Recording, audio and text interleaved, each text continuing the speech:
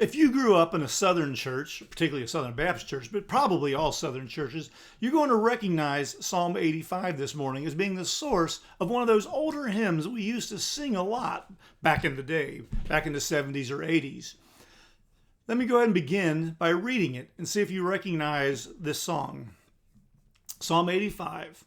Lord, you were favorable to your land. You restored the fortunes of Jacob. You forgave the iniquity of your people. You covered all their sin. You withdrew all your wrath. You turned from your hot anger. Restore us again, O God of our salvation, and put away your indignation toward us. Will you be angry with us forever? Will you prolong your anger to all generations? Will you not revive us again, that your people may rejoice in you? Show us your steadfast love, O Lord, and grant us your salvation. Let me hear what the Lord or God the Lord will speak, for he will speak peace to his people, to his saints. But let them not turn back to folly. Surely his salvation is near to those who fear him. The glory may dwell in your land, or our land. Steadfast love and faithfulness meet. Righteousness and peace kiss each other. Faithfulness springs up from the ground, and righteousness looks down from the sky. Yes, the Lord will give what is good, and our land will yield its increase. Righteousness will go before him and make his steps, or his footsteps, a way. Recognize it? This is the source of the song, Revive Us Again.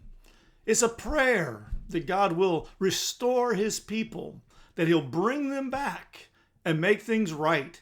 Ultimately, not just for a season, but for the rest of time. So let's go through this psalm this morning and let's think about it. May this be our prayer as we work through this week, as we prepare our hearts and our minds for Sunday, as we get ready for really all of eternity. May this be our hope and our prayer. The psalmist addressed to God, Lord, you were favorable to your land. Remember, the land in the Old Testament represents the covenant. So this is a covenant psalm. The land, you were favorable to it. He blessed it. In the Middle East, a dry and arid land, Israel is a little green spot of perfection in areas. It's a great place to raise crops and food. You were favorable to your land. He also says in verse 1, you restored the fortunes of Jacob. You forgave the iniquity of your people. You covered all their sin. You withdrew all your wrath, and you turned from your hot anger.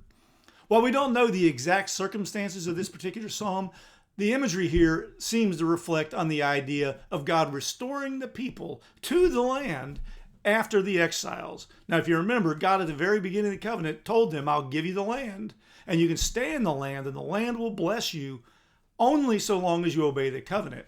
As I tell my students, if you obey the covenant, you stay in the land. If you don't, you won't. The people didn't. They rebelled. They disregarded God's commands for their lives. They broke the covenant, and he kicked them out. But now, as the psalm begins, the picture seems to be that the exiles are over, that God is returning them to the land, that his time period of anger is coming to an end. This might, as I said, be a reflection of what happened in 538 when King Cyrus freed the captives as he took over what was once the Babylonian Empire, and he allowed those who wanted to return to Israel. Some returned in 538, others drifted in and out throughout the generations to come, all the way up into the mid-400s. And thus we go from the prophets Haggai and Zechariah in one of the early groups to later on Ezra and Nehemiah in some of the later groups. But the picture here seems to be that God's forgiveness is key to our hope. Well, regardless of the time, the situation, even in our own lives today, God is the source of our hope and our forgiveness. But it's not enough to be back in the land. It's not enough to get your health restored after a season of illness. It's not enough to be able to gather again as COVID is ending. Instead, what we need is God's continued blessing. And that's what the next paragraph, if you will, speaks of. Restore us again. Not only bring us back, restore us. Just being in the land is not enough. Because again, what's going to happen? We're going to break the covenant again, and they're going to get kicked out of the land again. Restore us again, O God of our salvation, and put away your indignation toward us. Our hope is that God will forgive us, and our need is that God will put it away forever. Will you be angry with us forever? Will you prolong your anger to all generations? God could, because God knows everything, and it would be righteous and just if he would. But here's what we need. Verse 6. Will you not revive us again? God brought us to life. We need him to restore us to life. But notice why. Will you not revive us again, that your people may rejoice in you? Our salvation is the cause for our worship. If your worship is dry, if you really don't look forward to going to church, if you really don't look forward to singing the praises of God because you don't like this song or you're just not in the mood today, it's a spiritual problem. It's a reflection of what's going on in your heart and your soul. God revives us so that we can worship him. As John Piper, the Baptist minister from Minneapolis, once said years ago, evangelism exists, reaching out to lead people to Christ, because worship does not. The picture is God saves people that they might worship him. Isaiah 43:7 says the same thing. And so will you not revive us again, that your people may rejoice in you? The prayer ends with, show us your steadfast love. That's covenant language. Love that perseveres, love that persists. Show us your steadfast love, O God or O Lord, and grant us your salvation. And so that's our hope, that God would restore us, that he would revive us, that he would give us life and hope and joy again.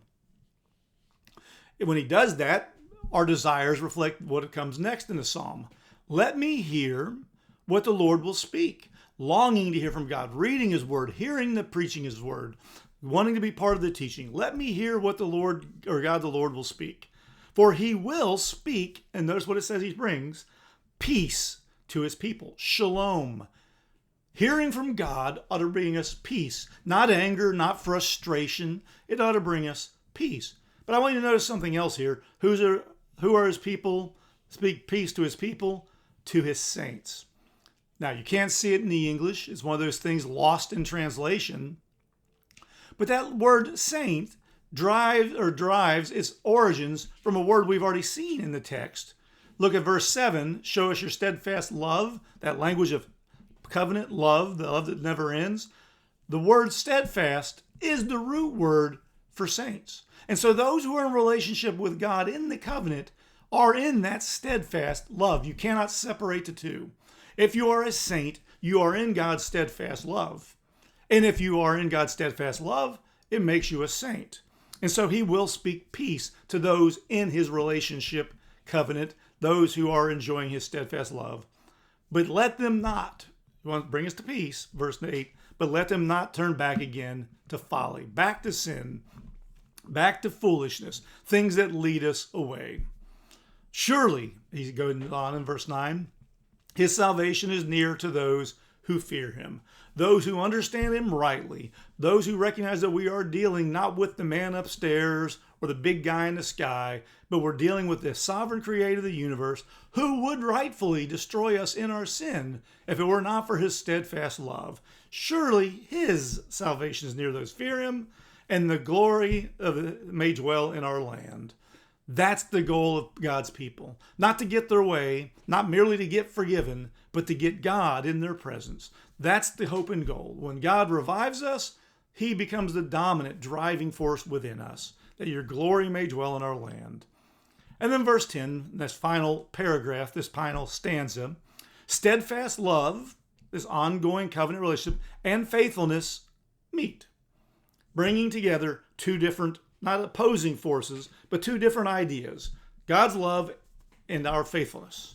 Righteousness and peace kiss each other. Now, this seems like a strange saying in our day. There's a modern song that kind of comes close to using this kind of language, and people get a little squeamish over what it may or may not mean. But really, there's even a greater image here than anything we could probably put into simple words. Righteousness here speaks of God's righteousness, God's holiness, God's wrath, the fact that he must deal with sin. He can't just ignore it. And peace, shalom. Now, how do you get those two together? How do you get God's anger, God's destruction of evil, and peace together? And how can you get them together in such a way that they kiss? And the only answer, of course, is at the cross. Because at the cross, you see both sides, both attributes of God at work. You see God's righteousness, his wrath. Sin has to be dealt with, thus Jesus must die. But in Jesus' death, what do we also see? We see God's love because it brings us peace. And so we're looking for steadfast love and faithfulness to come together. We're looking for righteousness and peace to kiss each other. Faithfulness, he says in verse 11, springs up from the ground, and righteousness looks down from the sky, bringing heaven and earth together. Yes, the Lord will give what is good, and our land, our presence in the presence of God, and our land will yield its increase. When God brings us and him together, when holiness and humbleness, if you will, are brought together in salvation, God will give what is good, and the land will yield its increase. Righteousness, God's holiness, goes before him like a herald, like a trumpet, announcing his arrival, and it makes his footsteps a way. God has revealed his righteousness at the cross, and now we're enjoying for the moment a foretaste of the glory divine, a little bit of peace. But our hope is what we've tasted makes us long for more and more of it, that he might revive us again, to give us the joy of our salvation like you felt at the beginning, and may he sustain that into the end and prepare us for eternity. May this week God revive you. May he ready your heart for worship. May he change you day by day, step by step, and may he glorify himself through you as the world watches. May they see his love in you, and may you lead people to him.